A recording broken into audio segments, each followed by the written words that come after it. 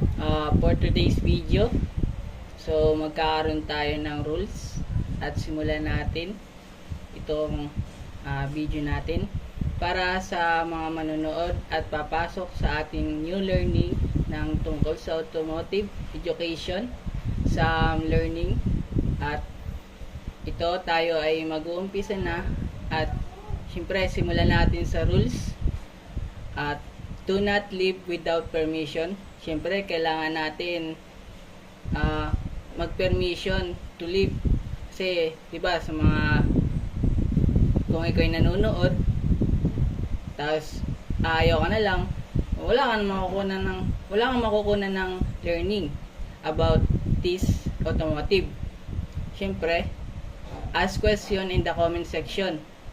Kung may ilang katanungan ka sa aking discussion, pwede ka magtanong at mag-comment lang sa comment section. So, the third one and the last is stay and learn. So, kailangan natin mag-stay. So, panoorin ito hanggang sa dulo at may matututunan tayo. So,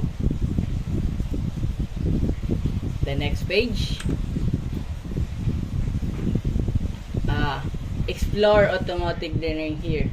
Automotive education, some learning.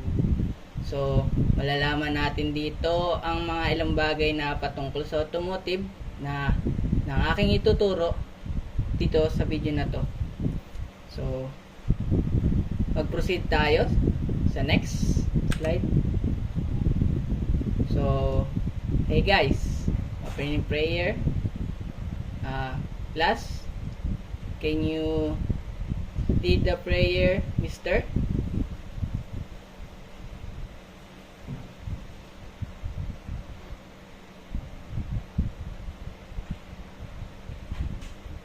Okay. Thank you. And the first and the second, next slide. Motivation. So, magkakaroon tayo ng motivation. Ano nga ba yung motivation? Guess who I am. So, i-group ko kayo na into two groups, which is magbibigay ako ng dalawang example na hulaan nyo. Yan.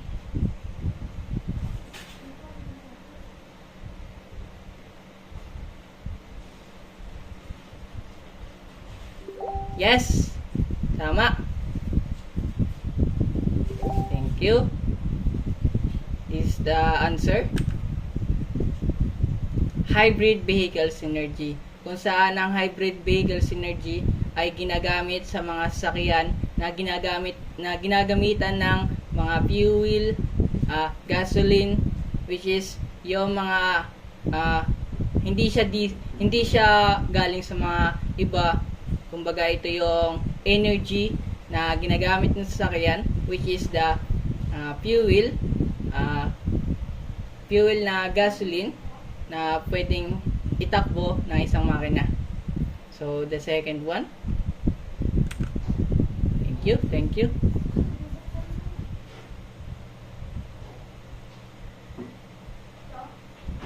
Yes. Thank you, mister. Ito yung answer. Tama ka. Electric car battery, which is ang electric car battery ay ginagamitan ng mga sasakyan upang less yung the rest na mga electric car ay less sila sa traffic, which is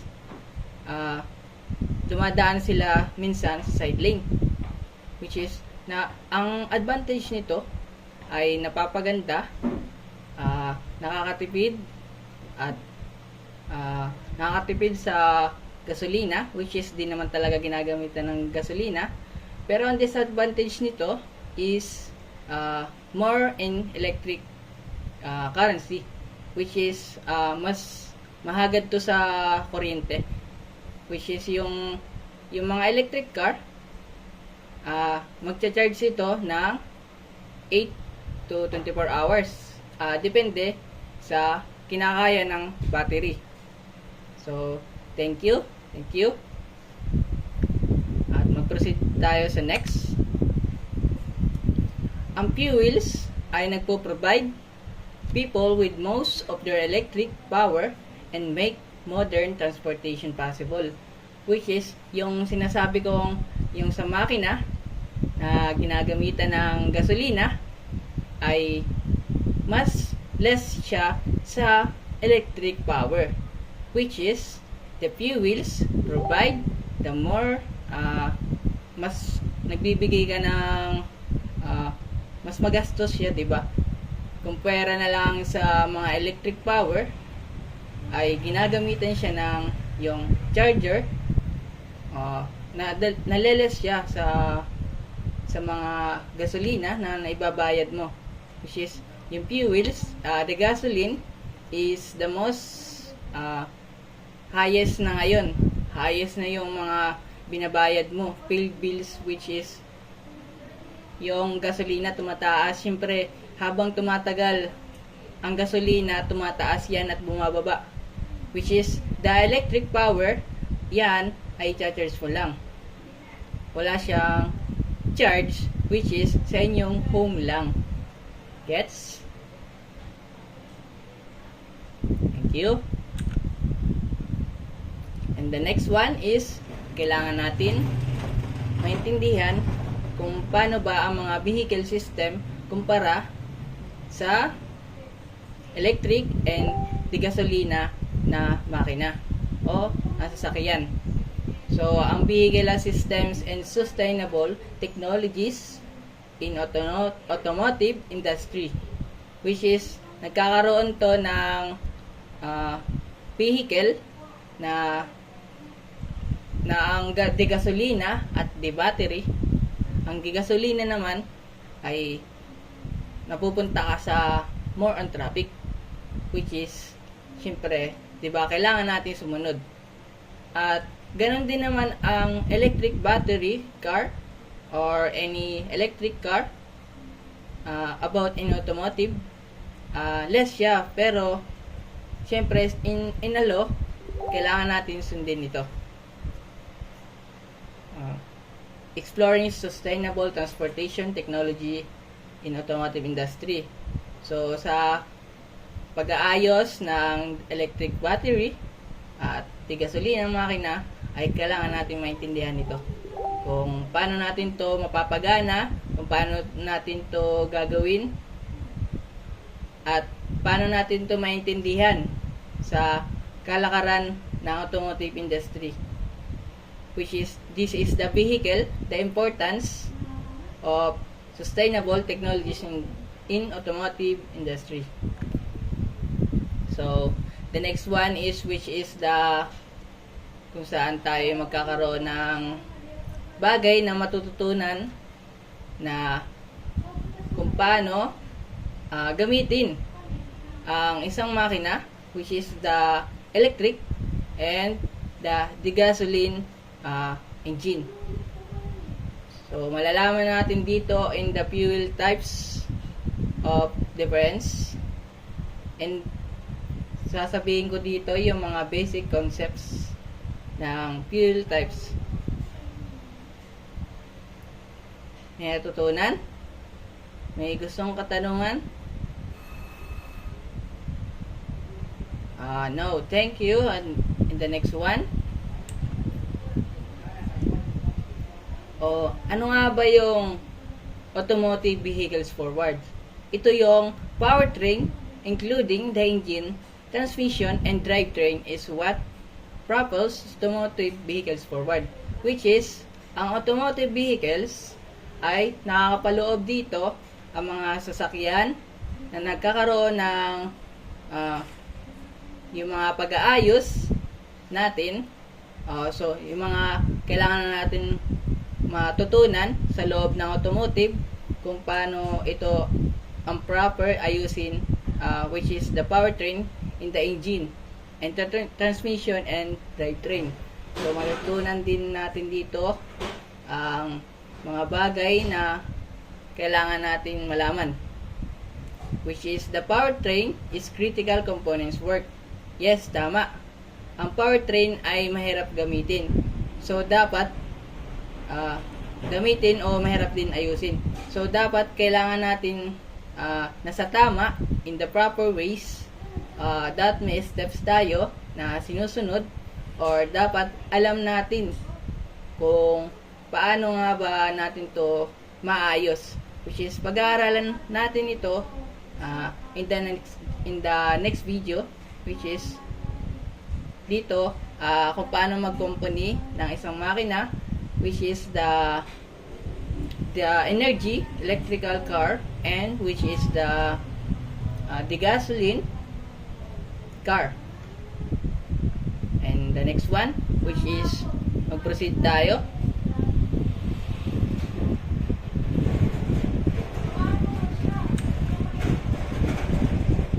So, dito natin malalaman ang fuel types compared. Pag-exploring ng difference between hybrid vehicles using alternative energy sources and electric cars powered by batteries. So, sinabi ko nga, ang hybrid vehicles energy is more on gasoline, which is the two types of gasoline, petroleum, na sinasabi nga nila na diesel and gasoline, na pwede natin ilagay depende sa sasakyan na kung paano ito gagana. So, ang fuel is maraming injector. Yes. And more on gasoline. Kasi ang gasolina ay papagana upang mapabilis ang sasakyan. At ganun din naman ang diesel. So, depende yan. Mag-proceed naman tayo sa electric car battery, which is, ang electric car battery, napapagaan ang pagastos. Siyempre, alam natin yan.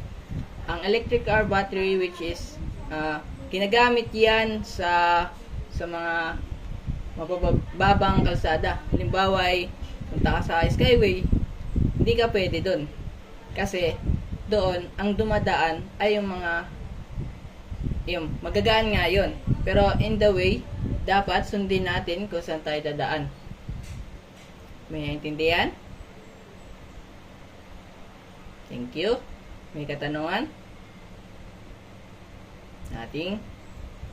So, the electric car battery, which is, ito yung ginagamit nating low in demand, which is hindi tayo talaga gumagamit ng gasolina dito, which is napapagaan din ang ating mga gastos, which is in automotive, kung paano nga ba ayusin ang electric car battery. Malalaman natin to sa halimbawa ay hindi mo alam na kung paano ayusin to. Siyempre, kailangan natin magtanong sa mga nakakataas, professionals, kung paano ayusin ito. Kung gusto mong matutunan, may mga bagay din na gusto mong itanong sa kanya kung paano ito gagawin.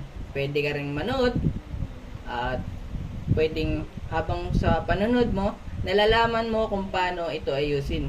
Which is, ganun din naman sa hybrid vehicles energy. So, sa hybrid vehicles energy, sa pagkumpuni ng isang makina ng di gasolina, di diesel, ay mahirap. Pero syempre, sa pag-aaral, malalaman natin at matututunan kung paano natin ayusin ito. Sa panonood natin ng YouTube, and yan, sa mga TESDA, yes, and sa mga online resources. So, malalaman natin dito na kung paano natin malalaman ang isang makina, kung paano to mag-company. Which is good too. Na pag may natutunan, may malalaman, maayos mo. May natutunan? May katanungan? Okay, thank you. Let's proceed the next. Ito nga yung mga basics concepts, which is the engine, Ang engine ay yung pinakang heart of the car. Yes, the engine is the powerhouse of a vehicle converting fuel into mechanical energy. Yes, tama. Ginagamitan nito ng kung paano mapapatakbo ang isang sasakyan. Siyempre, kung walang makina, hindi tatakbo, di ba? Which is, ito yung pinakang heart ng makina. Which is, kung paano natin mapapagana isang sasakyan o mapapatakbo, yon. At kinagamitan ito ng fuel in mechanical energy. Sa speed naman is a crucial aspect of automotive performance, influencing acceleration and overall driving experience. So, kailangan natin ang speed, which is malalaman natin dito, ang speed ay dapat may limitasyon tayo. Wag kung sa daan makikita kayong sign na speed limit, so susundin nyo. In automotive, kailangan natin sumunod sa patakaran ng speed of level. Halimbawa ay ang nakalagay 60 of speed of limit, mabilis yun syempre. Wag mong halimbawa lang yan, wag mong lalampasan yung 60, which is yun ay bawal, mahuhuli ka. Tama. Next is the basic concepts, vehicle safety. So kailangan natin i-protect para yung pagtay-travel marireduce yung ating kapamakan. Siyempre, kailangan always check the car.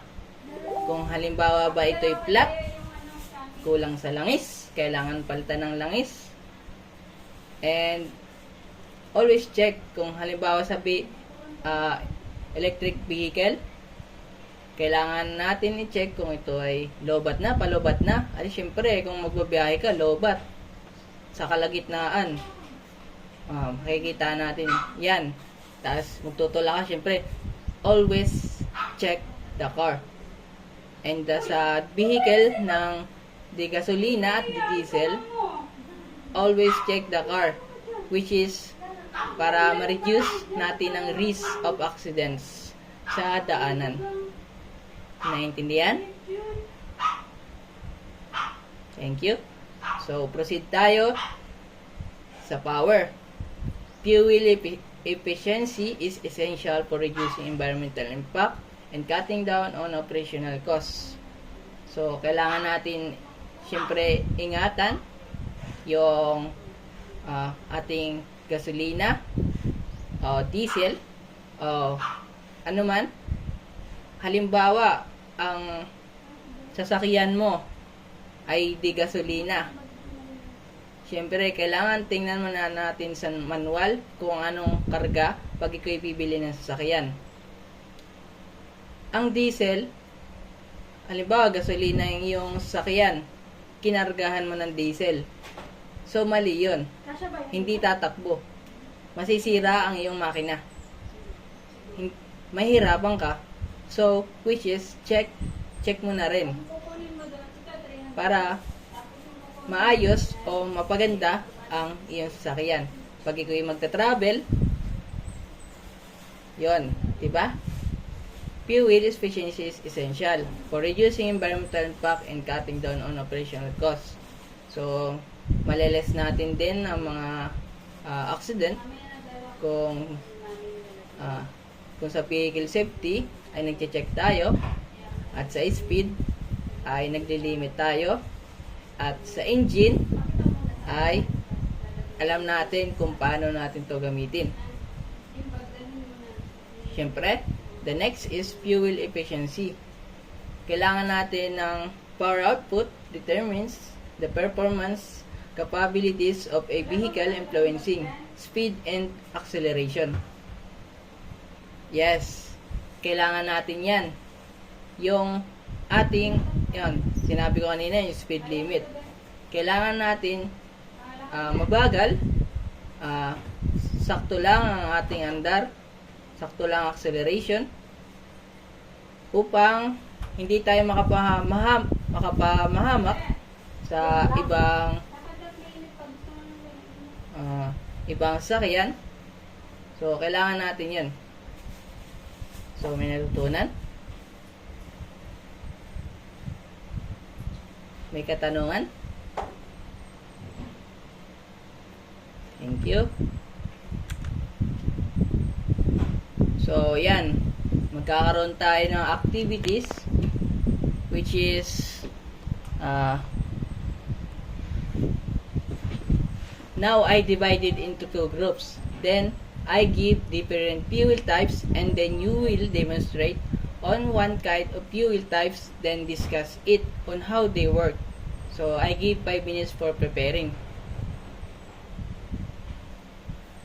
Now, bibigyan ko kayo ng dalawang pictures or example ng fuel types na i-demonstrate nyo.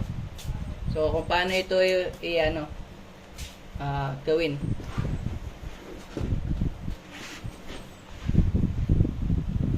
Yan. So, I give 5 minutes for preparing. For group 1, I give this one. Group 1, please picturean kung halimbawa ay ganun.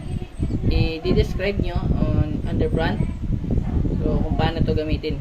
So, sinabi ko na kanina kung paano ito gawin. O, paganahin, which is malalaman natin dito kung may natutunan kayo on my discussion. Para sa group 2,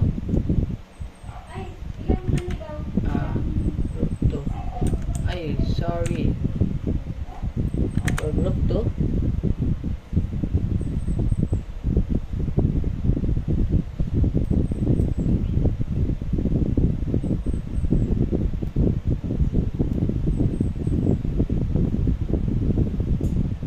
okay, for group 2, I give this one. Okay? For group 2, I give this one. So, I give you 5 minutes. Let's prepare.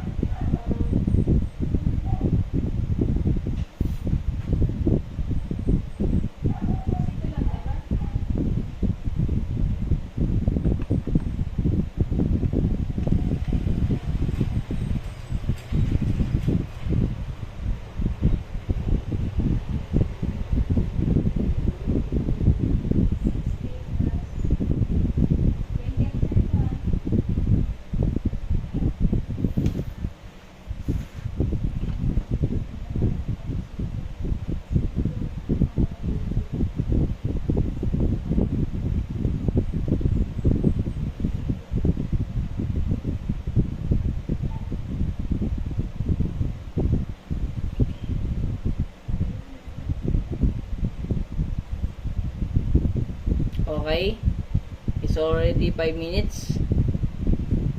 Let's proceed. So, ayan. Thank you. Nasagot nyo ang mga binigay kong pictures, which is good to be true. Next tayo sa ating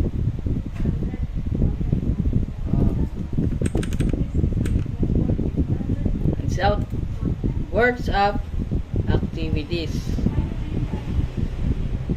Workshop of activity, which is kailangan natin mag-explore ng automotive concept through interactive learning.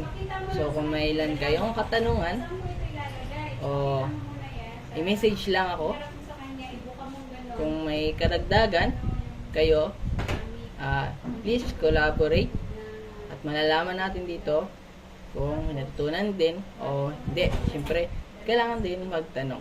Gather tools and materials needed for the hands-on activity. So, kailangan din natin sa workshop ng mga materials, tools, upang makapag-ayos tayo o makapag-kumpuni ng isang makina. Demonstrate how key automotive components work together in a vehicle. So, ang tao at ang makina ay kailangan maayos din, kasi kung ang tao ay wala sa mood, ang makina hindi maaayos, diba? Dapat always in the mood. Pag may problema sa bahay, huwag dalhin sa trabaho. Okay? So, the next is encourage participants to ask questions and discuss their finding with the group. So, kung may ilan kayong katanungan o mga nanood, magtanong lang kayo. O, aking mga estudyante, kailangan din magtanong kung may katanungan. Thank you. Let's proceed to quiz. So, mag-quiz tayo. Ready for the quiz? Engage participants by testing their knowledge with a fun and educational automotive quiz activity.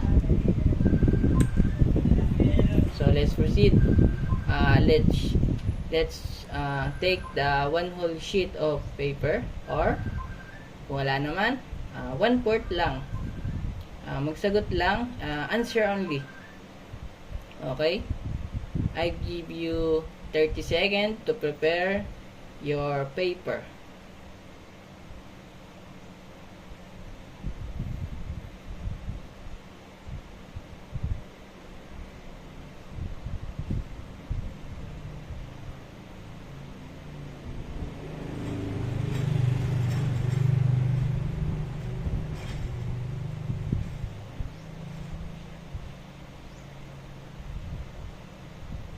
Okay, let's start. I have only 10 seconds before the next slide. 1, 2, 3, 4, 5, 6, 7, 8, 9, 10. 1, 2, 3, 4, 5, 6, 7, 8, 9, 10. 1, 2. Okay. So 10 seconds. I proceed to the next slide.